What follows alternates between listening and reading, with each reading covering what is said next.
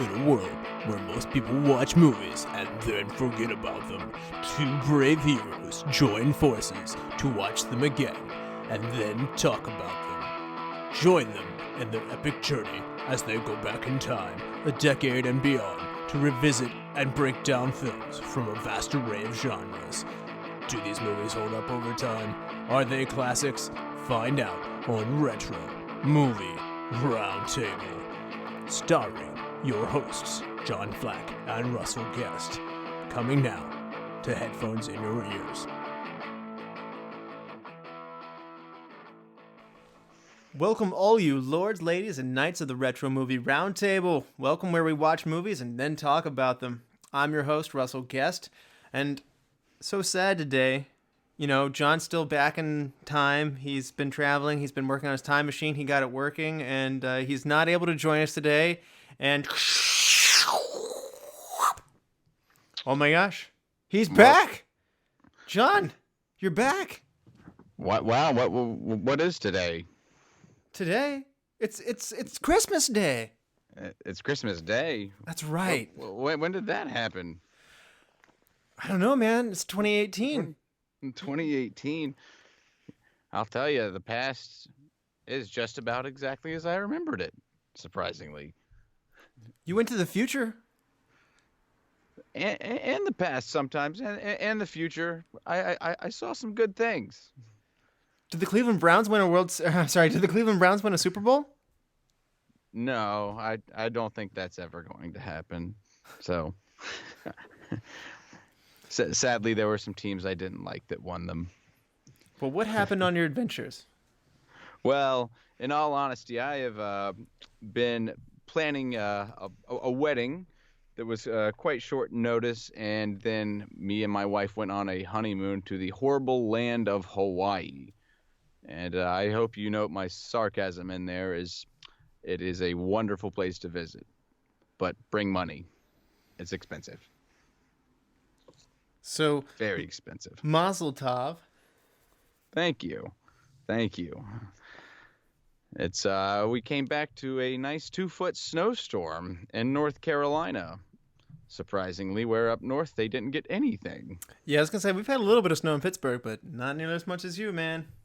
Oh, schools were closed for about a week. Down here, about everything closes when it snows too much, and we didn't even get to leave the house for about 3 days. But we got to keep power.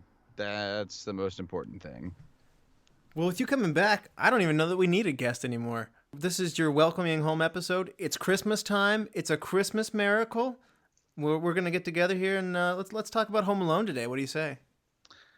I am excited about Home Alone. Before we get going, I'm gonna ask you some questions so the viewers get refamiliarized with you, because we've been holding it down here without you for the last 6 weeks or so. If you were to recast A Christmas Carol, who would your Ebenezer Scrooge be? Ooh, Ebenezer Scrooge. I would probably... I think that Christopher Plummer could make a good Scrooge. Yeah, I like it. He has the ability. He can play quite a positive person, but he's got the good facial expressions to play kind of that curmudgeon-y character that Scrooge is. So what was your favorite Christmas movie? Or what is your favorite Christmas movie? Well, that's a tough one. When I was younger, it was definitely The Grinch, the animated version, not the Jim Carrey version, but which we were a good bit older when it came out. But when I was older, it was actually probably between this and Christmas Vacation. So Home Alone or Christmas Vacation. Those are two of my favorites up there as well. And if you can recall in your memory banks there, what was your favorite Christmas gift that you unwrapped as a kid on Christmas morning? My favorite Christmas gift that I actually unwrapped, I had a couple that were too big to be wrapped, namely being a bicycle. That was one of the great ones. But one that I unwrapped, I'd have to say, was my Nintendo 64. Was that your first console gaming system? It was the first console gaming system that belonged to just me. I'd had a Nintendo 85 and a Sega Genesis that were gifts to both my brother and I, but the 64 was given to just me. Okay, so this one was all yours, and Adam was not to share it. That didn't stop him. Yeah, older brothers are good for that, I bet. Oh yeah, that's. But he had to come to my room. It was no longer in a shared space, and so I could keep him out when I wanted to. Let's go into it. Have you seen any movies lately? Yes, I have. I just recently on my flight caught the movie A Quiet Place with John Krasinski and Emily Blunt. Wonderful horror thriller flick. Very tense, very emotional. I highly recommend it if you get the chance. It's been on my to-see list for a while. Krasinski's talent as both an actor and director are really shining through. I hope that he just looks at the camera and shrugs his shoulders and makes a face as if he doesn't know what's going on, like Jim from The Office. Like Exactly. It's one of those things. When I saw that he was doing more serious roles, I was like, I wonder if I'm going to be able to take him seriously. But no, he's quite good at it. And it's interesting to have your own wife actually play your wife on screen. Maybe that really helped with the chemistry. It might have. Or maybe the whole thing's been method acting the whole time. Could be. Well, today I'm going to introduce to you Home Alone. This movie came out in 1990. It grossed $285 million, which is a ton of money, enough to give it #1 in the box office that year. It's so popular, it was in theaters well past the Christmas season, and it was the #1 film in the box office for 12 straight weeks. Home Alone is the third highest grossing film in the world at this time, coming only behind Star Wars and E.T. the Extraterrestrial. So it is massively popular among all ages. It places ahead of Ghosts with Demi Moore and Patrick Swayze. And IMDb gives this a 7.5. Feels a little low. The critics of Rotten Tomatoes give this a 63%, even more surprisingly low. And the audience score of Rotten Tomatoes gives us a 79%. So I have to interject that I found these ratings to be quite low. Maybe it's because it was a childhood movie of ours, but I was quite surprised when I saw them that low. I am also surprised given the massive success and broad appeal that it certainly had at the time. It is also nominated for 2 Oscars for Best Score for John Williams and Best Original Song by John Williams for Somewhere in My Memory, which we'll talk about later as well. So, John, obviously you mentioned earlier that this is one of your movies before. Give people a little bit of background with you. When was the first time you had seen this? When was the last time you had seen it? What were your expectations in coming back to it now? Well, I saw it when I was a very little kid. I did not catch it in theaters, but caught it shortly there after it coming out on video. Maybe I was a little too young to catch it in the theaters, but I just fell in love with it. You know, when you're a kid and you see the idea that you get to do all of the things that you want to do without adults telling you what to do, it's just so much fun. And then the using various toys and household tools to set up booby traps was just so much fun looking to me. I like to set things like that up with my friends when I was a kid, obstacle courses, things of that nature. And, you know, we liked American Gladiators where you had to go through these little gauntlets and stuff. And I just found it very funny and, you know, very touching. And I saw it quite a few times through my youth. As I got older, it was probably quite some time since I'd seen it. And honestly, since I had last sat down and watched it through, I honestly can't remember. It's been at least 5 years since I've watched it.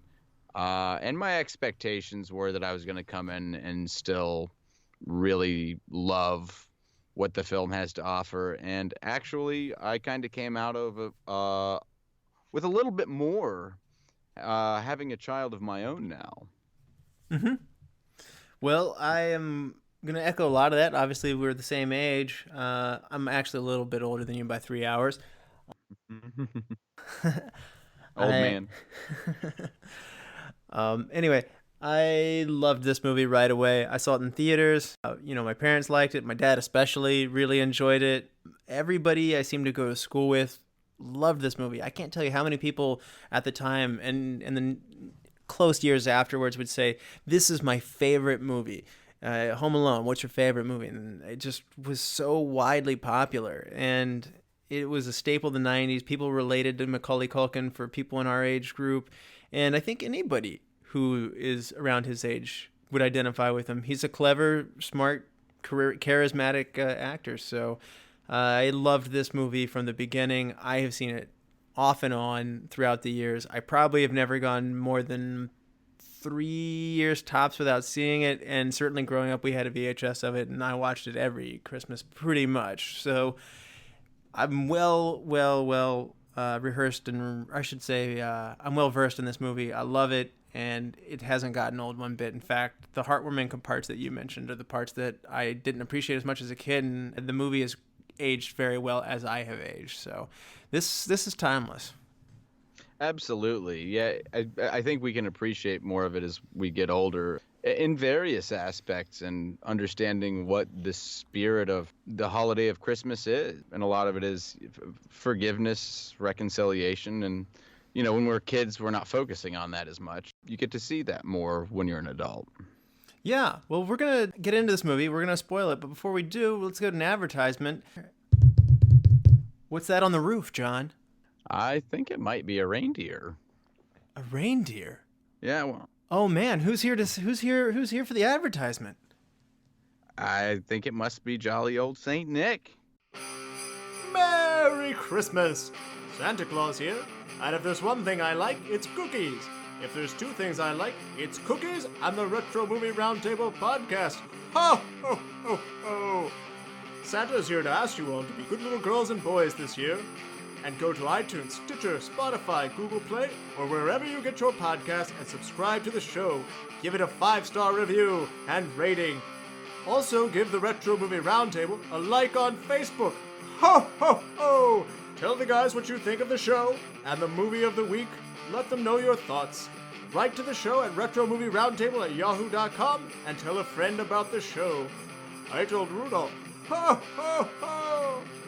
All the good little boys and girls who do this will be very happy on Christmas morning, and the show will grow and improve with your help. So go to bed early on Christmas Eve and have yourself a Merry Christmas. And we're back. Wow, Kris Kringle gave us an endorsement, John. I have to say I am so appreciative. We must have been good this year. I know. This is pretty much the biggest celebrity we've ever had on, so... Without a doubt. At the end of our episodes, we always ask for people to rate, review, and subscribe to us, and we wanted to take a moment to thank the people who have done so. We're getting a lot of 5-star reviews, which are super helpful, and they help other people find the show. So I wanted to take a moment to reach out and read. Eugenia writes, "Great review of Mission Impossible, the first episode. John and Russell sound great. Meredith Robson is a great guest. They covered many interesting aspects of the film in an engaging conversational format. Can't wait to listen to more." So this is an early one we got from right off the bat. They were hooked from the beginning, and we really appreciate that. Thanks, Eugenia. Yeah. Thank you so much. That's what we're going for. We want to do more than just discuss the movie, but try to do it in a more insightful and, as you said, engaging manner. John, do you want to give everybody a plot outline of what happened in Home Alone and refresh people's memory? Absolutely. In a suburban area of Chicago, the McAllister family is preparing to take a trip to Paris for the Christmas holiday. This includes the extended family of wacky cousins, aunts, and most particularly Uncle Frank. Kevin is the 8-year-old son of Peter and Kate McAllister, in whose home everyone is packing and planning their trip. Kevin becomes angsty, eventually leading him into a fight with his older brother, Buzz. The fight ruins dinner, and Kevin is forced to sleep in the third-floor bedroom as a punishment, which leads him to wish his family would disappear. The next morning, the alarm clocks were reset by a power outage, and everybody oversleeps. This leads everyone to scrambling to get the large group of the family to make it to the airport in time for the flight. Amid the chaos, a kid from the neighborhood is counted as Kevin during a head count, and then Kevin is left at home. After rushing to make their flight, Peter and Kate are reviewing things they may have forgotten to do at home, which leads Kate to realize that Kevin has been left behind. Kevin's parents immediately scramble to find a way back home during the busy holiday and contact the authorities to try to go check on their son to no avail, as they cannot find any flights as they're all booked. Back in Chicago, Kevin wakes up to find that his wishes come true. His family has disappeared. This causes him to do things that his parents would normally not let him do, such as watch adult movies, eat as much junk food as he wants, mess with his brother's room and take his BB gun, really anything he decides he wants to do. As time wears on, Kevin's fears manifest from encounters with things such as the basement and the furnace, the police, the neighbor Old Man Marley, who had supposedly murdered his family according to Buzz, and finally the wet bandits Harry and Marv. Kevin learns that the bandits plan to rob their home on Christmas Eve and winds up going to church and ends up seeing Old Man Marley and strikes up a conversation with him. Kevin realizes Marley is a nice man who has been lonely due to a falling out with his son and is there to watch his granddaughter sing in the chorus. Kevin musters courage and strength and prepares a series of booby traps in his house using the resources at his disposal. The bandits fall prey to many of the traps, getting many injuries along the way. Kevin's plan seems to be going well as he escapes to the neighbors and calls 911. The bandits have anticipated this move, however, and catch him and hang him on a coat hanger. Marley has also caught wind, though, and sneaks up on the bandits and knocks them out with his snow shovel, and then takes Kevin home as the bandits are arrested. The next morning, Kevin wakes up, hoping to find his family home, but they are not there. His mom walks in the door, calling for Kevin's name after having driven a very long distance to get home to see him. The rest of the family shows up shortly afterward, and everyone reconciles and seems to be proud of Kevin, including his older brother Buzz. Kevin then looks out the window and sees Marley greeting his son and granddaughter, having also reconciled with them, and they each give each other a knowing look as they wave to each other.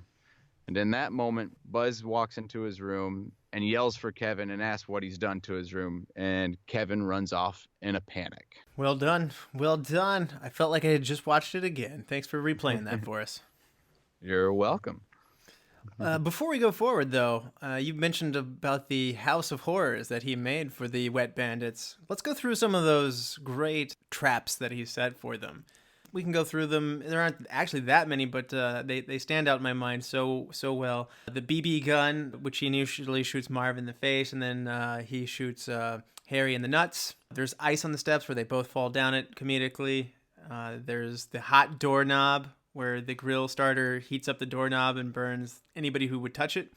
There's a blowtorch rigged up to ignite anybody's scalp upon walking in the back door. There's tar on the steps with nails hidden in there, so if anybody were to walk up, they would get nails in the feet. There's also Christmas ornaments, so anticipating that someone would be barefoot, glass Christmas ornaments are placed on the floor. Cellophane with glue is set up to cover your face, and which feathers then cover your entire face with feathers blocking your view, also making it look silly. Micro machines are laid on the floor to trip people. Paint cans are wired above so that they can swing down and hit you in the head.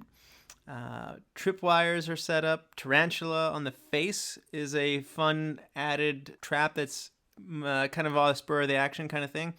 And one of the big ones is Marv and Harry end up going out on a rope, chasing Kevin out to his treehouse, and he cuts the rope and drops them where they swing down, hit a wall. So these guys are getting really beat up in this movie. Oh, yeah. And, as dangerous as it all is, it's also comedic. It's slapstick at its finest. It really is. And I bet that Kevin McAllister was probably about the happiest person to see a tarantula in the history of man. There were some parents out there who actually got upset by this. I've actually spoken to a person or two over the years where somebody's parents didn't really want their kid to see this because they thought it was encouraging violence towards people. But, especially going back and watching this again, I mean, it's a lesson to not climb bookshelves. It's a lesson to, be open to not judging people for looking scary. I'll be honest with you, this is a hard one to come away with and say that this is a bad kid. I don't know. I don't know. Well, then, let's be realistic. It's people breaking into his home. He calls the cops. Yeah, it's, he doesn't kill them or anything of that nature. But, you're right there. There are a couple lessons there, including aftershave. Like, be careful with that stuff. It's, but no, I'm kind of surprised to hear that there were parents hearing that this would be encouraging violence. And I've heard actually some tell of the old movie, the Rudolph movie, that because Rudolph is bullied, some TV channels won't air it anymore. Well, that's the whole point. He overcomes it. I know, and it ends well, and I think that's kind of the whole idea. I don't think this encourages violence here. I think it encourages, defend yourself and be resourceful about it. And be thankful for your family is the big one. Oh, absolutely. It's like understanding that having your loved ones around you is a big part. And that's why I love the fact that it's not just Kevin. It's when we do meet Old Man Marley, it's like we realize he's not some serial murderer. He's just kind of a broken-hearted old man because he hasn't talked with his son in many years. Oh, man, I love that part of the movie. So we're starting to get into the characters a little bit. Why don't you give us a cast rundown and tell us who's who? All right. Well, we have Macaulay Culkin as Kevin McAllister, our protagonist, who is a kid kind of eager to grow up and be on his own. 9 years old, they say. 9 years old. And we have Joe Pesci as Harry, a short and kind of hot-headed crook posing as a police officer at the beginning, but seemingly kind of the brains of the Wet Bandits, and which leads us to Daniel Stern as Marv, more of the dim-witted sidekick to Harry that makes so many good facial expressions and screams. We have John Hurd as Peter McAllister, who's Kevin's father, a very dutiful father. Roberts Blossom as Marley, the neighbor who seems to be very scary and always seems to have a snow shovel unless he is in church. We have Catherine O'Hara as Kate McAllister, Kevin's mother, who's worried sick, very loving mother, but also wants to lead Kevin down the right path. Angela Goethals plays Lenny McAllister, one of Kevin's sisters. Devin Ratray plays Buzz McAllister, Kevin's oldest brother, the one that we had mentioned, yelling at him at the end.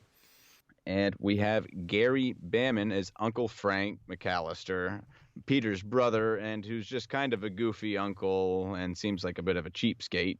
Hilary Wolf as Megan McAllister, Kevin's older sister. John Candy as Gus Polinsky, a good Samaritan, we can say, that helps Kate get back home.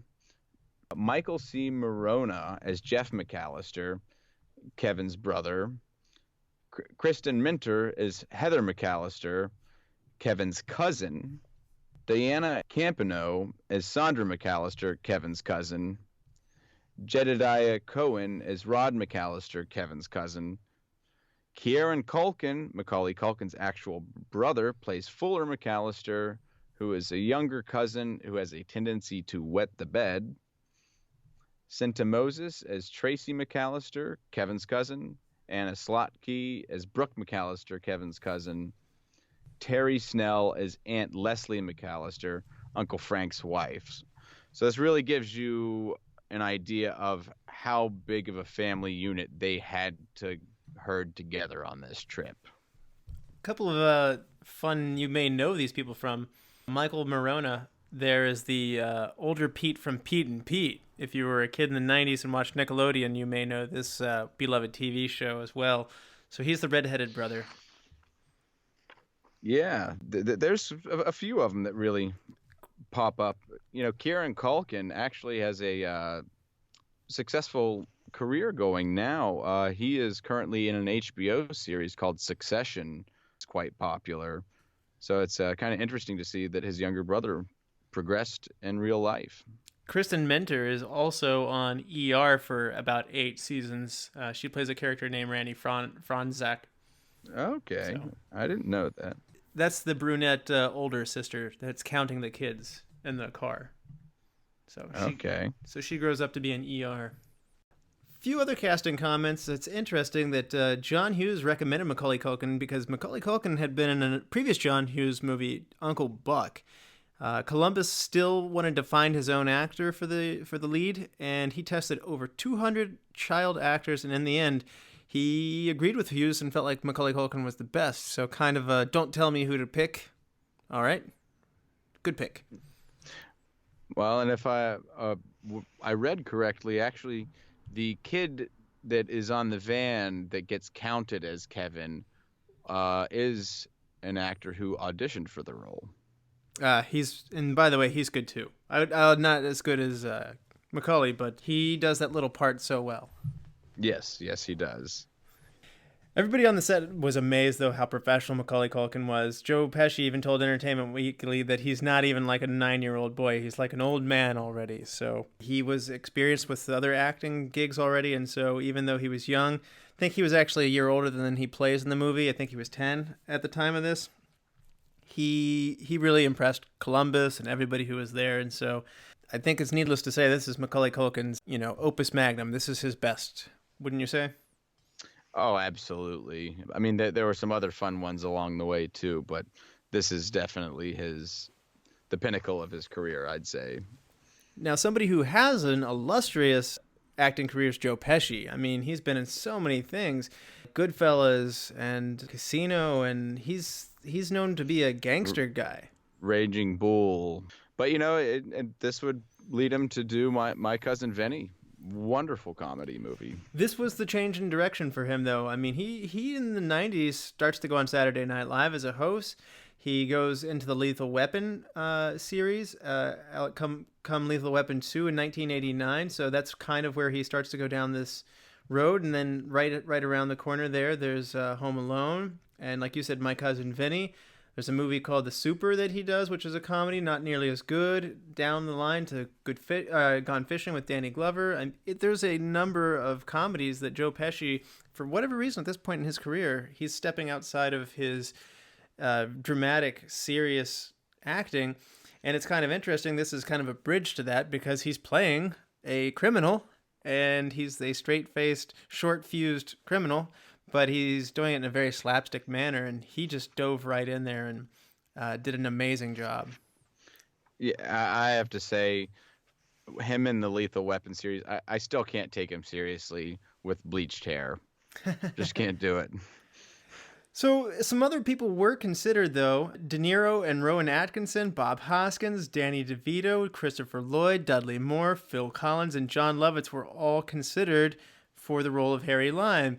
And De Niro and Lovitz both declined the role, and eventually it went to Joe Pesci. So I cannot at all picture De Niro doing this. No, I can't. I read that as well, and I love Robert De Niro. I really do, but I just can't picture him doing it any better than Joe Pesci did. And Rowan Atkinson, I could see doing Marv, like the dumb one, but I couldn't. Yes. I absolutely can't see him being the mastermind of all of this by any means. So John Lovitz is really one of the few people from this list who I would actually trust to do this role, and it would not be as good without the scary, intimidating, you want to actually be afraid of him, and that anger that Pesci has is perfect. So, yeah. Well, and there were quite a few people considered for Kate McAllister too.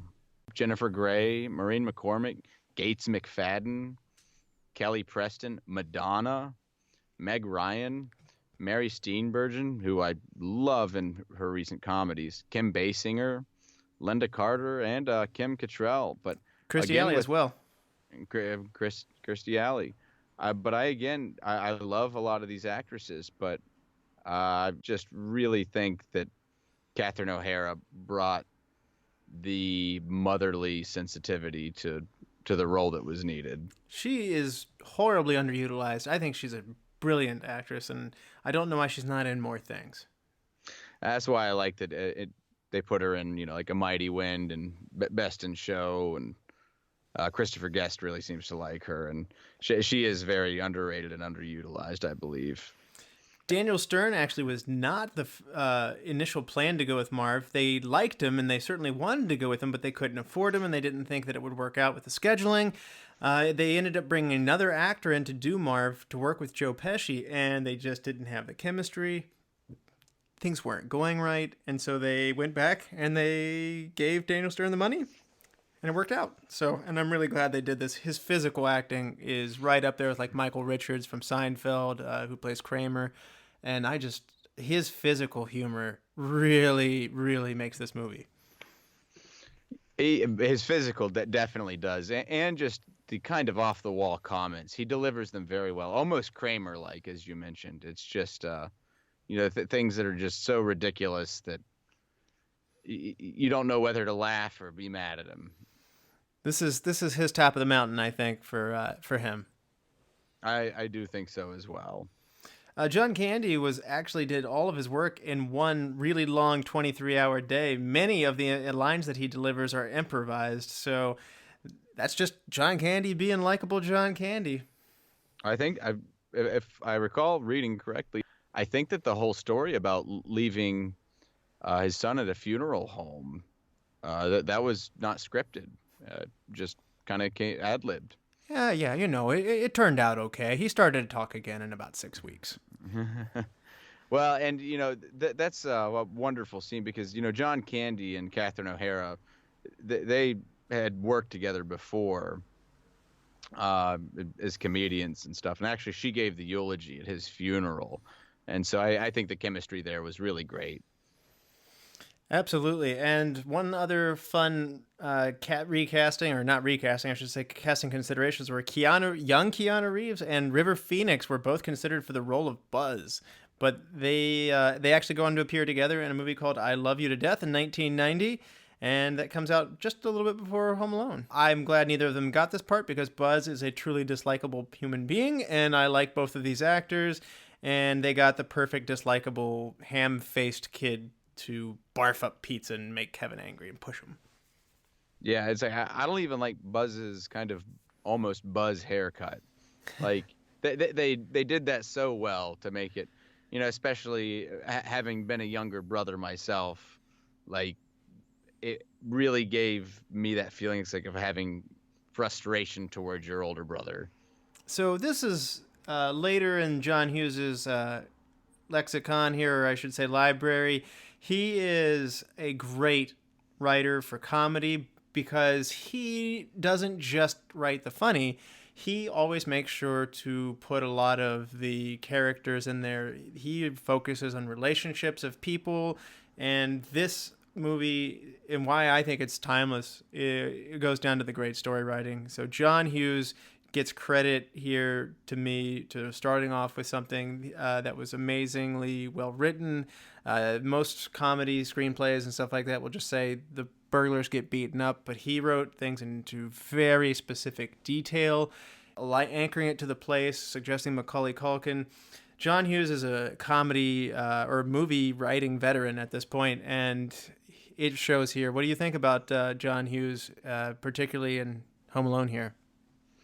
I mean, I think it just really adds on to his already stellar record of storytelling. The Brat Pack is such a popular thing, and it was a little before our time, but I remember as a kid just absolutely loving Ferris Bueller's Day Off. Breakfast Club, man.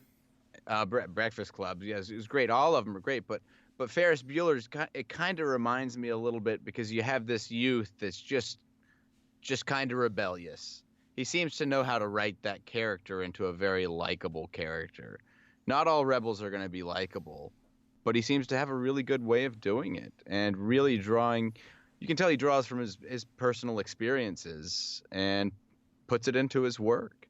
And he's the one, he really helped bring Chris Columbus on this, because he had actually brought Chris Columbus to Christmas Vacation, but unfortunately Columbus and Chevy Chase had a falling out, and it didn't work out for him. And Chevy's known to rub people the wrong way more than once throughout his career. He can ruffle the feathers. I love Chevy. I do too, and unfortunately, apparently, it's only gotten a little worse. So. Yeah, even after all of his times coming back on to host Saturday Night Live, they later asked him to not return anymore, and he can be quite divisive, and he was not Mr. Popular even as the time that he was on his cast, so it's hard to believe somebody so likable and funny somehow in real life can be so difficult to get along with. But yeah, Christopher Columbus gets off of that movie, and I think it works out for him in the end. National Lampoon's Vacation turns out perfect the way it is. I'm glad whoever made that, and I'm glad that Christopher Columbus ended up getting this. This is quite a consolation prize because this movie was far more successful at the box office, and this sets him up for the rest of his career. Yeah, and I think Chris Columbus, I think his niche really is kind of directing films about young people. I mean, when I was a kid, I even liked the movie The Adventures of Babysitting. And then, he goes on to do only the first two Harry Potter films where they're very young. He seems to just have a knack on really understanding the child mindset. Yeah, and let's not forget Columbus goes on to do Mrs. Doubtfire, which is a great comedy as well. Oh, yeah. And more recently, it's not that recently, I guess, but later on down the line, Christopher Columbus also does the first two Harry Potter movies, too. So yeah. He has a lot of big hits. He's got a couple of missteps along the way, namely Pixels and Percy Jackson and the Olympians. But I mean, for the most part, his high points are more than high enough to make up for any missteps. So I agree completely. One thing that was interesting is you got to think about this. Not only is working with kids difficult, but Macaulay Culkin, your lead actor, is restricted to only working for 5 hours a day by child labor laws. And so they had to, that's an extra strain on a director to figure all this out. That's why sometimes twins are popular to get at young ages. So they play the same person. They can get twice as much work out of the same gene pool, so to speak. But again, just goes to show you Macaulay Culkin was awesome at doing this. And Columbus did mention that, he would get tired or giggle and zone out a lot. But when dialed in, he was on, and it shows. Well, and apparently when he got tired on the set, he would just lay down on the ground and take a nap between takes. I don't know if you saw the behind the scenes or the extra features on this one, but he also went around with his own pretty nice camera, better than your home camcorder, and he would make his own little documentary behind the scenes himself, going around. And he is an adorable kid, and he goes around asking all the cast members, interviewing them with his camera, and going around talking to the director. And it shows you how much fun he's having because the camera's not really rolling. This is playtime for him. And again, I remember, I don't know about you, man, but I was like, man, that looks awesome. I want to do what he's doing. So, yeah, I didn't catch any of the special features thing, but yeah, no, I completely understand. It was Mac Cam. Yeah. Chris Columbus has an amazing ability to work with him, and that showed in that as well. He was joking around with him a lot too, and stuff like that, saying like, what kind of shot should we do here, Macaulay? And he's like, I don't know, what should we do? He's like, should we do a dolly shot? He goes, yeah, let's do a dolly shot. And he goes, tell them. And he tells the cast of people standing around. He's like, we're gonna do a dolly shot, everybody. And so, it's neat to see somebody who's clearly got millions of dollars invested in this thing taking time to remember that, his actor's a kid, and to get good results out of him, you gotta be a mentor as well. And so he's teaching him as he goes along the way. So, and a lot of people say that about him. So, yeah, and that can be difficult to do because you can't just instruct and tell. You really have to kind of guide them to their own conclusions on how they need to do things. Kids, they don't necessarily take orders quite as well, and so you have to have a bit of a softer touch. One thing I really like that Chris Columbus also does in this is the original John Hughes script, which I complimented perfectly, was missing something in Columbus's opinion, and he adds in the character of Mr. Marley, or Old Man Marley, who assaults the sidewalks, and the bodies turn into mummies. Mummies. Yeah. Yeah, I was surprised to hear that wasn't originally written into the script. Oh, man, I love it because his story parallels Kevin's story, and that Kevin wished his family would disappear, and in his mind, they've disappeared by him wishing them away. And also, Old Man Marley, sends his son away saying, I don't want to see you anymore, and has thus wished his family away. And now he's very sad that he doesn't have his family. And unlike Kevin, who will get his family back later, Old Man Marley actually is to blame with this, and he's had to live with it for years. And somehow I love the fact that Kevin is just simply saying, my family disappeared. I can't do anything about it, but you can still fix this. And it's that innocence that somehow resonates to him, and it's the power of Christmas that says, maybe if there's ever a time to reach out to family and reconnect, it's now. And this is a heartwarming part of the movie. It really is. And I think it just goes to show it doesn't matter what age. And sometimes, especially kids, they, and I've worked with kids so many times, is like, they often just speak the truth. Like they know it. And even if it's something that might not sound like you want to do or hear, although what he's telling him is so simple, it's just the fact that there's a kid telling him to do this and illustrating to him that I don't have any family and can't do anything about it. So why don't you stop salting and shoveling your sidewalk and call your son? I thought another moment of Chris Columbus is he did an amazing job of editing this. Sometimes you go back and you watch deleted scenes and you think, I'm glad they cut that or whatever. In this case, you can tell he was looking for moments to build out the characters, to show consideration and, how Harry and Marv talk to each other. There's a lot of other scenes in Harry and Marv talking to each other. They get cut because they might pull the energy down, but there's good stuff that's still in the movie, and you can see that it's because he was creating a organic, complete thought there.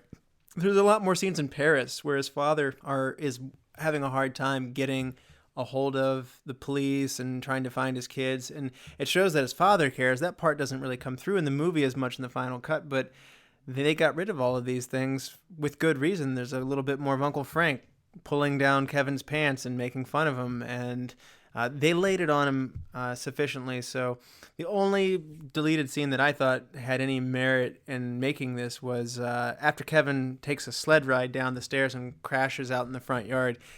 Mr. Marley's out there salting the sidewalks during the day again, and Kevin gets really scared and drags the sled back in the house and slams the door shut. So being afraid of this nice old man never stops being funny to me. Yeah, I know, exactly. But it also just kind of reminds us of our irrational fears. Because the basement furnace thing, there's really nothing to be afraid of, but I can see how a kid would be afraid of such things. And I also remember hearing stories from my older brother, maybe not exactly or as bad as what Old Man Marley was, but, he was my brother, and I had a tendency to, even I was like, oh, that's not true. In the back of my mind, I'm like, oh my gosh, what if it is true? He turns them into mummies. Yeah, to mummies. How does that happen? Well, as you mentioned before, this is in the northern suburbs of Chicago, affluent neighborhood, village of Winnetka. I'm not good at saying. Winnetka. Yeah, thank you. Or it's also it's between Winnetka and Kenilworth. So This is a nice neighborhood. It's not by coincidence that John Hughes picks this area because a lot of his previous films are filmed here, such as The Breakfast Club, Ferris Bueller's Day Off, 16 Candles, Planes, Trains, and Automobiles, also with John Candy. Uncle Buck also has Macaulay Culkin and John Candy. John Hughes likes his Chicago setting, and you know what? It just looks like a picturesque Christmas scene in this neighborhood with all these big trees, and I get why they picked it. According to Buzz, if I recall the quote, it's the most boring street on the planet. Yeah, he lists, I can't remember all 3 points he makes, but he starts off by saying A, 2, Yeah. and D. And D, we live on the most boring street in America and nothing will ever happen there. Yeah. I love that. Buzz just sucks. He does. Worst older brother ever. Wardrobe and costumes in this, I remember at the time, I don't know about you, but I remember thinking like, man, I would not want to wear all these itchy sweaters that Kevin has on, and I don't feel like he dresses like me. And I remember kind of thinking, even as a kid, I don't think they really know what kids today are wearing. And it's actually interesting. You go back and they said that they wanted to dress the characters in a sort of timeless way that wouldn't date it to necessarily any era, so that this would continue to live a longer life. And you know what? It probably was a smart move, because rather than sitting there with a hooded sweatshirt with a Chicago Bears logo on it that might look like something like a starter hoodie or something like that, which you might have at the time, it does seem like this could be from the 70s or the 80s or later. So it's generic in an effective and intentional manner. I never really realized that before. Yeah, and even like with the adults, it's like it's not too extreme with what they're wearing. It's just, not really like brighter, vivid trench coats and scarves, things that people, especially in the North or Midwest in the winter, would be wearing. Except for his mother. I'm so glad ladies' fashion has gotten away from those boxy, that business attire that was like, oh man, that was bad. But aside from that, most of it, the rest of it seems to have aged pretty well. Yes, that's one thing, because I had never really gone into this movie thinking about what they're wearing, but I was trying to take note of it, and I was like, this is, and I think you said the word correctly, it's like, this is all pretty generic, and I didn't completely put 2 and 2 together that it was done intentionally. I hadn't read that, but yeah, it was a smart move, because the only thing that could be dated is Michael Jordan short shorts on Buzz's wall. Just don't wear a shirt with a bird knitted in the front of it. You can get your butt kicked for wearing something like that. Yeah, and kids are mean to each other. Oh, sounds nice. Not if you're in second grade, it isn't. Some special effects that I really was shocked. I expected to see a lot of cables and pads and stuff for these people falling down. Yes, the candy glass ornaments are actually sugar that Marv steps on with his bare feet, and that's a rubber nail that he steps on. However, most of these other falls and the beating up of the people are stuntmen really falling. They are going down on concrete. They are dropping down steps. They are like sending their feet up above their heads and then just falling down on hard floors. They are really laying it out there. And the stuntmen had a whole career full of work out of this. Everybody wanted that Home Alone look out of this. And they said they don't really make movies quite like this anymore. These guys are really, really laying it out there. And this was probably one of the coolest things in the behind-the-scenes features, that you can see just how, I guess, treacherous this stunt job is. Oh, absolutely. And, apparently Macaulay Culkin's double was just a very short 30-year-old. But yeah, and I just love that it's all so practical. And I mean, today even, it's like, it all seems so realistic when it happens. It doesn't take this, modern CGI and things like that. It's what really delivers that. And I know that it's stunts and we have to take it seriously, but it really helps deliver that slapstick comedy. Like, the movie changes from a really good Christmas movie to a slapstick, hilarious movie once Kevin starts to set those traps up. And without those stunts, this movie does not work. And so I rarely call out the stuntmen because oftentimes they get overlooked in some of these other things. But more than any other movie that we've done here thus far, I really want to call out the stuntmen and say, like, this movie thrives off of the physical slapstick humor they have. That's the second or third act of the movie, and sometimes a Christmas movie gets mushy at this point, but it is high energy and the climax is long and rewarding. Yeah, it does the so-called mushy points at the right time, and they're not too drawn out. Even toward the end, when his mom gets home and there's a warm embrace and everything, the rest of the family arrives and lightens things up very quickly. Oh, it never lags, and that's one of the things that I was talking about. Everything they cut wasn't bad content. It always rounded out the characters. It made them seem like they had good motivations. It's just, it was in an energy thing, and that's why Chris Columbus made great edits to cut those things out, and because the movie does not drag. You don't go along without laughing. Everything does seem deliberate, and it's pretty tight. Yeah, I wish I could see some of the deleted scenes. I might have to go grab a copy and catch some of these special features. It's worth it. I picked up a copy of this and Home Alone 2 together, so that would be worth it. Also a great movie. It is a great movie. It goes through a lot of the same motions again, but you know what? I liked it so much the first time. I can go back for seconds on that one. So the addition of particularly Tim Curry made the second one very great. Yeah, but I mean, even Old Man Marley's replaced by the scary bird lady in Central Park. I mean, Marv and Harry are back in New York. That makes no sense why they're not in Chicago anymore, but I'm glad they're back. And if you remember, there's a little cameo by our current president in Home Alone 2. That's right, he did a great job in that movie. Yeah. He made Home Alone great again. Let's talk about the soundtrack here, the Oscar-nominated soundtrack. What did you think about the music of Home Alone?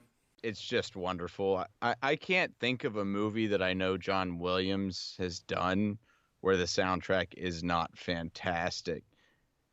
It's just the moods it shows at the right time. Like, for me, the one when I was a kid is when he leaves church and then there's this, nice, peaceful, uplifting choral, music going on. And then suddenly the music starts to pick up and the sense of urgency does, like, as he starts to run home. And he's just wonderful. It is. I have to say, though, it's not characteristic Williams at the beginning. I honestly thought this was Danny Elfman at first. It has this slinky kind of dark music with some of these higher pitched chimey kind of sounds and stuff like that. And I was thinking, this sounds like something out of a Tim Burton movie at the opening of the movie. And then it also happens, this kind of has this Elfman type sound when the power goes out during the windstorm and stuff, which causes a lot of problems for the McAllisters. But it's not this big, epic John Williams score. This is not Indiana Jones. This is not Star Wars. It's very fitting for the movie, but where he shines the most is that it's called Somewhere in My Memory. It's hard for me to hum it on here, but it's the scene of when Kevin reconnects with his mother and also when Old Man Marley reconnects with his family. It's just, that is a heartwarming Christmas in a can. Yes. As I said before, it touches on all the emotions that you should be feeling at certain times. And I can see why the Academy gave him some Oscar nods. Other than Williams, there's actually a lot of really great Christmas music choices in here. I love Brenda Lee's Rockin' Around the Christmas Tree, The Drifters' White Christmas. I don't actually like the Bing Crosby White Christmas very much, but I love the Drifters' White Christmas, and that's the one that's like do-do-do-do, Yeah. do-do-do-do-do. And that's the aftershave scene that's famous. Chuck Berry's Run Run Rudolph as they're running through the airport. I would say that's one of my favorites, especially having just flown through Chicago, where we had to go across the entire airport. It gives you that feeling, like. They've got Have Yourself a Merry Little Christmas by Mel Torme. I'm familiar with this version. It's a little low on energy, but it's fitting for the role in this part. While I like other versions better, this is the right fit for this, for the scene that it's in. And Southside Johnny Lyon does Please Come Home for Christmas. I guess they didn't want to pay the money for the Charles Brown or the Eagles version on this one, so this is not the most known one, but I still love the song. And Carol of the Bells is another one that you just can't go wrong with. I love the Christmas music that they put in this movie. Yeah, it's not like too cheesy or any of the ones that sometimes like, oh, I've heard it too much. But yeah, like you're right, like Carol of the Bells, always great. And Oh Holy Night was a really good part. It's all just wonderfully done. I can't say enough about it. I'm loaded up with a lot of look for this, John. How about you? Yeah, that's let's do it. I'm going to kick you off here. The picture of Buzz's girlfriend that is in his trunk, which is a really hideous girl.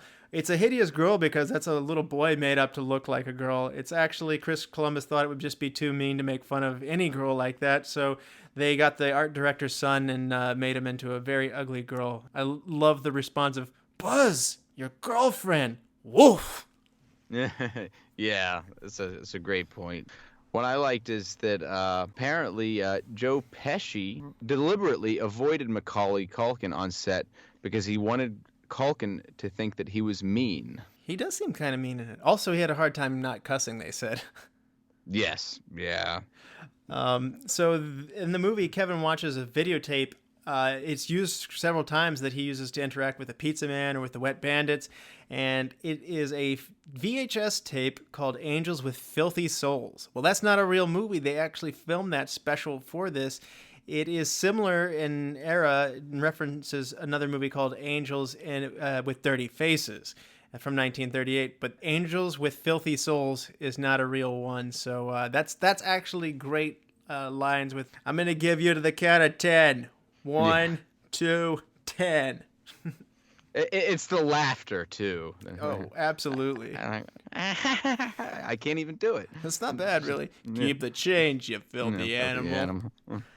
Well, one thing I found pretty interesting. So many of the shots of Kevin in the beginning of the film are from above his head to make him seem small and helpless. And then by the end of the film, Kevin's mostly shot from below, making him seem more taller and confident. He grew up a lot in the movie. I love that. That's another Chris Columbus. Great work there. Yeah, it's like he was forced to grow up. And even that little point when he was under the bed, he's just like, only wimps hide under the bed. Like, this might be a movie we do sometime in the future because I absolutely love it. 1949's The Third Man by Orson Welles has a character named Harry Lime in it. And Joe Pesci's character in this movie is called Harry Lime, and it is a nod to The Third Man. Great movie, AFI Top 100 Thrills list. Check it out. Oh, okay. One thing I found kind of neat was apparently Macaulay Culkin actually drew the map that his character uses to set the traps for Operation Ho Ho Ho. Oh, it's pretty good, actually. Yeah, it is really good. I definitely thought someone professional did that. So Macaulay Culkin actually still has a scar on his pinky finger from the scene where Joe Pesci's I'm gonna bite his finger off. Yeah, that's got to be quite a story to have with you for the rest of your life, though. I guess he got a little carried away. Apparently so. And apparently Joe Pesci and Daniel Stern felt pretty indifferent about the movie's potential. So they actually intentionally went over the top on their performances because they didn't believe the film would be a massive success.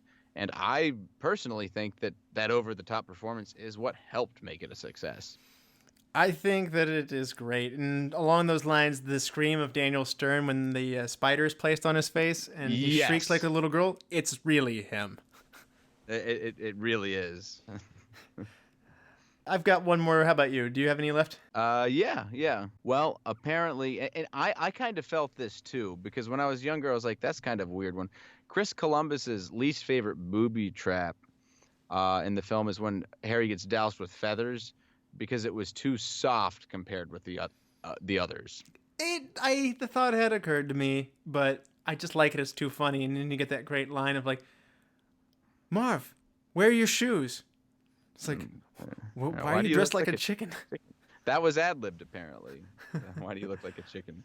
An interesting, really detailed moment here, showing you how tight this movie is. If you look very carefully in the dinner scene, during the spill, Peter, his dad, starts to clean up with napkins over the spilled soda and milk, and the passports and tickets are on the counter, and he accidentally sends Kevin's ticket into the trash can, which would also make them go through airport without an extra ticket, which would clue them off to that. So his name's written on it with black marker, and it falls in the trash. So it's one of those things. I've seen this movie a million times, but I do see it now, and that's how tight this movie is. They really wanted to make it believable that Kevin could have gotten left at home. Yeah, I read that, and I hadn't noticed it before, so very, very well thought out. So, John, how does this movie affect you? Well, it's interesting because it's changed over the years, and we've touched on it a little bit already. You know, when I was a kid, it's so much fun. You know, this idea of being able to be by yourself with no rules. You know, you can eat whatever you want, whenever you want. You can sled down the steps. You can just basically be your own boss. You know, although there were the heartwarming moments, and I did understand some of that as a kid. And then, you know, the booby trap scenes, it's just so much fun. Like, I wished I could have been someone, you know, playing all these tricks on these burglars. But, you know, now having a daughter of my own, I can't imagine being the parents knowing that your kid is in another continent and there's nothing you can do. Because the one thing that does kind of date this film a little bit is, you know, Catherine O'Hara, you know, Kate, she has to basically, for some French lady, hang up the payphone on her, like, and the payphones were probably all busy too. You know, there's no cell phones really. I mean, there were some cell phones, but I'm sure very few people had them, and they didn't work internationally. And just that inability to be there for your kid and traveling internationally is so difficult. It must just be horrifying. And I can see why she was just willing to do anything. I mean, because everyone she talks to, she's just clearly so desperate. Absolutely. For me, I'm like John. You get this big kick out of it when you're a kid that, you know, you might have free reign of the house. Also, one thing that every kid feels at some point, you get in trouble, somebody yells at you, and you probably act up. You're probably not fully mature and able to bounce back from it. And so your behavior probably is bad, but you don't realize it. And so everybody starts to feel like they are picking on you. And sometimes I think every kid feels like the whole world's picking on you. I don't know about you, John. Did you feel that? Yeah. Sometimes you just feel like you just completely ganged up on and you don't have an ally at all. So that moment where he's just stomping on the floor, it's like, I'm going to live alone, and I'm not going to have a family, and I'm going to be all alone and make you all go away. And that rage that he had reminds me of a time when I was, I don't know, let's just say 6 years old or something like that, and I was fed up and I was going to run away, air quotes. And that involved going one house up to the end of the cul-de-sac that I lived on and into the pine trees there, and I sat down for a long time, in air quotes, which means in 6 years old, that might have been 10 minutes. After I got worried or whatever, and I cooled off, and I said, oh, I better go home. I don't want to get in trouble for running away. I went back home, and Mom didn't even know I left. Well, yeah. I've heard those stories before. I never actually mustered up the courage to run away. I didn't have much desire, but I have heard some people say that it's like they ran away and someone didn't even notice. I have good parents who would have noticed if I had actually run away, so it was probably a grand total of 10 minutes, which seems like a long time when you're 6. So. Oh, absolutely. It's like because you're just probably stewing and brooding, like I bet they feel awful right now, you know. That's exactly what I was doing. And they're just going about their lives. Yeah. So that was my running away story. Movie superlative time. This is my favorite time, man. You ready? I am ready. MVP, John. This is a really, really, really tough one because I think you can go so many ways with it. But I think you have to give it to Macaulay Culkin. He's just, for being that age, and I mean, Joe Pesci nailed it on the head. It's like he's an adult already. He delivers everything comedically well, dramatically well, physically well, just all around. I don't think the movie, there are so many other valuable people. I mean, between Hughes, Chris Columbus, Joe Pesci, Catherine O'Hara, a bunch of so many candidates, but for me, it has to be Macaulay Culkin. Absolutely, and I don't think it's even a question. For me, it's not hard. It's Macaulay Culkin. This movie fails without a good kid actor in the lead, and it's Macaulay. Yes, absolutely. Or Mac, as they call him. Best Supporting Actor. I'm gonna cheat a little bit on this. I have to go with the combination of Joe Pesci and Daniel Stern. I just think that their chemistry together was fantastic. The screams, and just like the quote you just said, just like, why don't you have any shoes? Like, why do you look like a chicken? Just the two of them are so great, and I think that really helps drive the movie home. In many ways, agree with you. I went ahead and gave Best Supporting Actor to Daniel Stern in particular. I like Joe Pesci a lot, and he did a great job, and their chemistry is phenomenal, and this movie doesn't go if they don't work either, but as I alluded to earlier, the physical humor, the timing of his lines, the ability to play an idiot. Marv gets more laughs than Harry in this movie, and Harry's kind of the straight man, although he's pretty committed and he gets pretty goofy himself at times as well. I'm going to give it to Daniel Stern. This is by far, I love City Slickers, I love Breaking Away, but this is my favorite Daniel Stern performance, and I also don't understand why he's not in more movies. He's brilliantly funny. Yes, he is. I've seen him in some other things that I like. Why hasn't he gotten more roles? Hidden gem, John. Well, this one I probably clued it in when I was doing the cast. It has to be Kieran Culkin. As I said, he's still going strong at it, and honestly, he does well in this movie with what little he has. I wasn't exactly able to determine the exact name of this kid, but as you mentioned before, the runner-up for Macaulay Culkin's role was the kid in the van. That kid in the van cracks me up so much with his constant questioning of, like, does this van have four-wheel drive? Does it have a good transmission? What kind of gas mileage does this thing get? How long does it take to go from 60? Do the seatbelts eject all the time? It's like, he's like, look, kid, I don't know. And it's like, just get out of here, please. That kid, I love him. He always makes me laugh, and that's my hidden gem. Okay. Sorry I didn't look your name up. All right. John, recast. Well, with this one, I think I have to go with, I guess it could be kind of a cheating type thing because it was actually a consideration for it. But Gary Bamman is Uncle Frank. I would have loved to see what Kelsey Grammer did with that. You know what? I'm pretty happy with Gary Bamman. I'm gonna. I think he did great. I'm gonna say I would like to see what Kelsey Grammer could do. Okay. I'm not a big fan of it because I like Uncle Frank a lot in this one. I'm gonna go after John Hurd though. The father of Kevin. I somehow in a strong cast, and there's nothing wrong with what he does. I just don't feel like he lands everything. Like I said, the fact that he's either mad at Kevin or sad that he missed him, or the panic rush that Catherine O'Hara's acting circles around him. I would like to add in Chicago guy Jim Belushi in his role. All right. And I think that there's an opportunity to get a couple more humorous lines out of Jim, whether it be on the airplane or at the airport. And so I'm going to go Jim Belushi instead of John Hurd. And I think he would have done it too, because in 1990 he does the Palmero Connection, and that is not nearly as sexy of a movie as this. Okay. Sexy in terms of wanting that role, I mean. Yeah, I gotcha. Yeah. Anyway, best shot. And this just could be because I think it's just so hilarious. I think it has to be when he puts the spider on Daniel Stern's face. It might not even really be the shot. It's the scream with it. And as you mentioned before, but it's just, the image will forever be seared in my brain. I love it so much. Oh, man.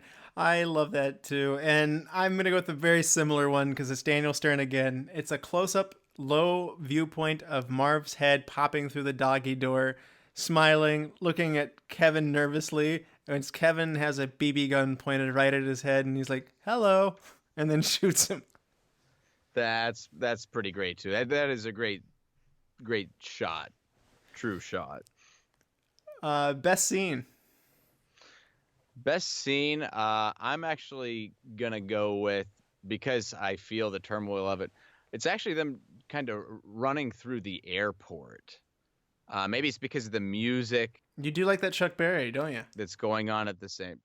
Yeah, it's like maybe it's the music that's going on, and apparently there was a sign that got torn up actually when they were doing it. It's just, and maybe it's because I flew so recently on a long flight overseas, and it's just like that feeling of being late, missing flights, and all that stuff. I think they really captured the feeling of panic and chaos you have, and that, and I've only flown with small numbers of people before. With like 15 or so, I don't even know. A lot of them being kids, I don't even know what I'd do. Well, they're screwed in today's times, because if they're walking onto a plane in 1990 just in time, that means you're about an hour and a half late in today's time. Yeah, exactly. The best scene for me is going to be the church scene with Mr. Marley and watching his granddaughter sing in the choir, and Kevin coming up and realizing this isn't a bad guy. This is just perhaps passage of time. I love so many scenes in this movie, and I had a hard time picking it. But as I've gotten older, it's the heartwarming scenes in this movie that become more and more special, that elevate this from just a good movie to a great movie. And obviously I love the comedy, because comedies are my favorite, but the church scene is my favorite. Yeah, it is a very poignant scene in the movie, and quite a transition for two characters.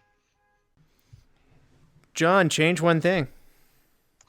You kind of touched on some of this. I wish I could see the special features more, but the one thing I would change is maybe it's because I am a father. It's like making the father more integral to wanting to be home as bad, and having that really strong desire to. And maybe that's why you had the John Hurd recast. Maybe I didn't feel like he was that upset, if that makes sense.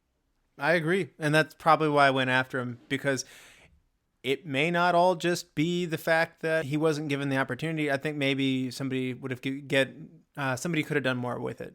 And that's why I went with Belushi, because also if you get him in there, they're going to make a point to flex him a little bit more too.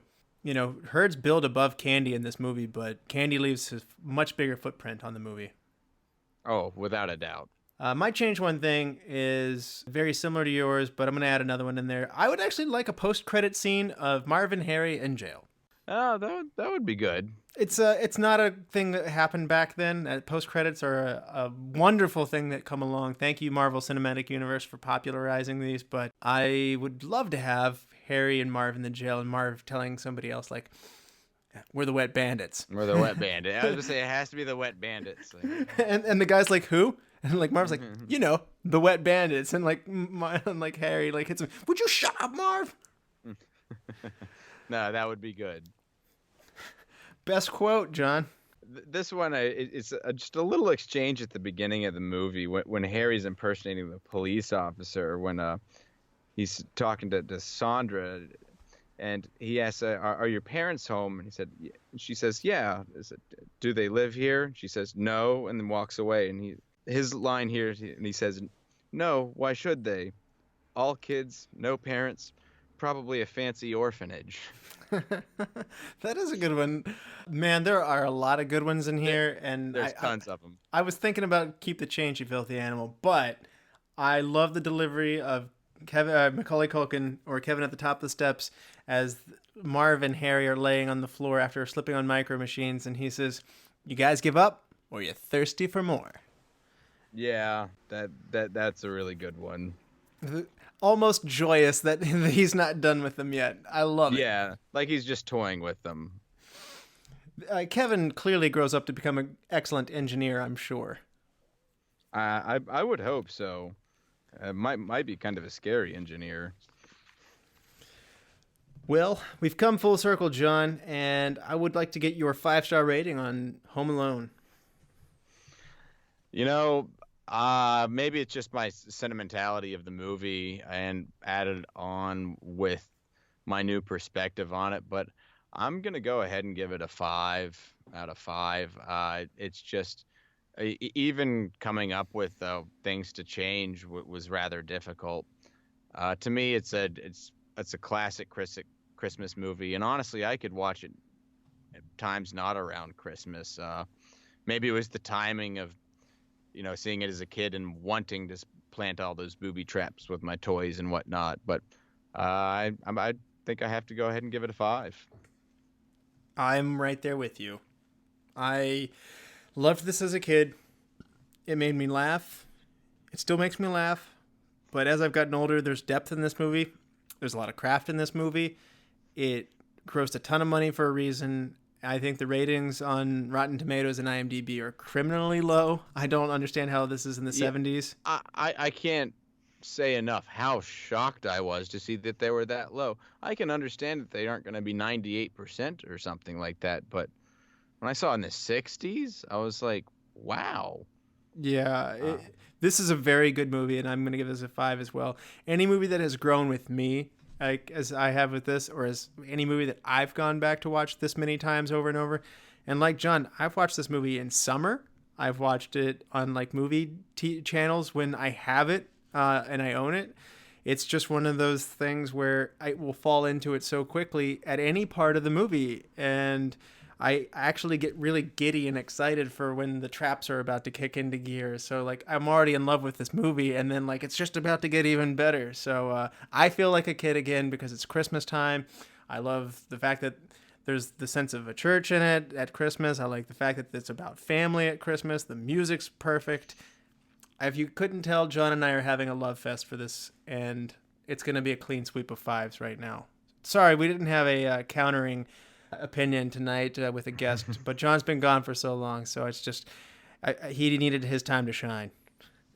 Absolutely, yeah, but I think you hit it all up right on the head. It's just so much of it's grown with us, and I could really just watch it at any time and amping up for that like scene. It doesn't matter how many times I see the booby trap scenes, I could watch it over and over. As I said, particularly with the spider on the face, that scream, I don't know how he did that. Like, if he practiced it, like, it sounds like it would ruin your voice. Why don't we pick the movie for next time? So, with the new year, we are deciding to pick movies that came out in 2009, 10 years ago, in the science fiction genre. Are you ready for 3 of 10-year-old science fiction films? The new retro. Let's do it. The new retro. So, first we have District 9. An extraterrestrial race forced to live in slum-like conditions on Earth suddenly finds a kindred spirit and a government agent who is exposed to the biotechnology. We have Avatar. A paraplegic Marine dispatched to the moon Pandora on a unique mission becomes torn between following his orders and protecting the world he feels is his home. And finally, we have Mr. Nobody. A boy stands on a station platform as a train is about to leave. Should he go with his mother or stay with his father? Infinite possibilities arise from this decision. As long as he doesn't choose, anything is possible. I love all of these movies. They're all in my top 100 science fiction movies. John, have you seen all of these? I have not. I've seen 2 of them. Which one have you not seen? I have not seen Mr. Nobody before. You know what? This is a movie that deserved more attention than it got. I don't know if it just didn't get the marketing push, but it may not be as popular for views, but I think for fun, we have to do Mr. Nobody. I really encourage people to go out there and see this movie if you haven't. Well, I'm glad you picked it. That's the reason I put it on there. When I saw that it was 2009, I was excited because I'd seen it on Netflix streaming before. I don't know if it's still there or not, but I'd put it on my list for some time, but never got around to watching it, sadly. So I'm excited to watch it. Well, we get a lot of requests for more sci-fi. Everybody who likes the show seems to like sci-fi, so we're giving the people what they want. Mm-hmm. And give them what they want. Thank you so much, John, for returning from the past. Your time travels were exhausting, I'm sure, but thanks for returning to Christmas Day in 2018. Well, you're welcome, and I am happy to be here with Christmas and particularly Home Alone. Are you back in the fold for good now? Yes, I am back in the fold. That's good to hear. Well, thank you, all the listeners, as well. 2019, we hope to bring you lots more content along the way. And to all the lords, ladies, and knights of the Retro Movie Roundtable, we invite you to reach out to us. We want to hear from you. Subscribe, rate, and review to us on iTunes. You can get us on Spotify. You can favorite us there. You can also get us at Stitcher, Google Play, iHeartRadio, wherever you get your podcast. Please give us a like on Facebook. We're inching our way ever so closer to 200 likes on Facebook. And email us at retromovieroundtable@yahoo.com. We always love to hear from you if you want to go into a little more depth on what you thought about the movie. Feedback's always fun. And as always, thank you for listening. Be good to each other and watch more movies. And Merry Christmas! John? Yeah, Merry Christmas, everyone. But I have to go out on a... You'll shoot your eye out, kid.